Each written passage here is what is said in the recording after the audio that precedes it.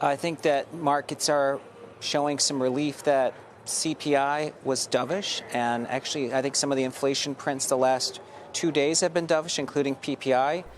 In this video, Tom Lee of Fundstrat highlights the potential for cooling in yields that could stimulate stock market rallies, such as the one that we're seeing today and yesterday and for the week.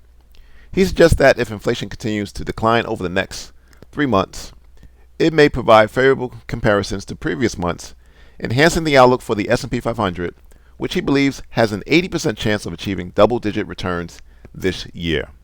He also underscores the intricate relationship between inflation and growth, indicating that while fiscal policies can boost economic activity, they don't automatically lead to inflation without significant underlying forces at play. I think those sort of extreme views have been quelled, and I just think generally, without accounting for the fact that the California fires could mess with inflation, the inflation print over the next 3 months is going to be a lot lower than what we saw November and October. And remember, January to March of last year, it was close to 0.4. So I think inflation is setting up for some good comps. Okay. How optimistic are you for the type of return we could do this year after back-to-back, 20+% gains for the S&P? We've gotten some good harbingers so far because the first 5 days of this year, the S&P is positive. So I'd say there's an 80% chance of something over double digits for the year.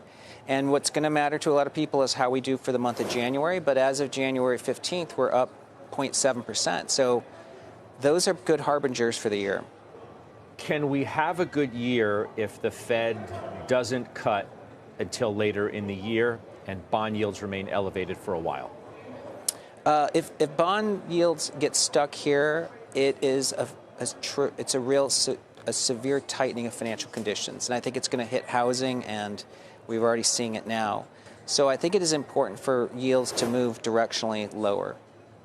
That's a long way of saying stocks will not be good if bond yields stay where they are now?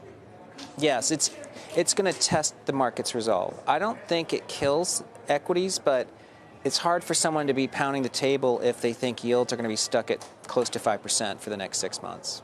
Wow, so if yields, let's just say they stay near where they are now, you wouldn't be as optimistic as you are? I think it's going to raise concerns there's a policy error from the Fed. That either financial conditions are too tight, or the bears will argue the Fed made a mistake cutting too aggressively last year. But isn't this the base case? I mean, you have what is arguably a more inflationary environment because of some of the policies that are being talked about by a new administration. Sure, they may stimulate more economic growth, but with that potentially comes more sticky inflation too. Well, there isn't necessarily a connection between growing faster and more inflation. There is some inflation that can be generated by tariffs, and that's the uncertainty. But that's what I mean also. It's like tariffs, it's inflating the deficit. It's just reinflation. It's the reinflation trade based on some of the expected policies that may cause that.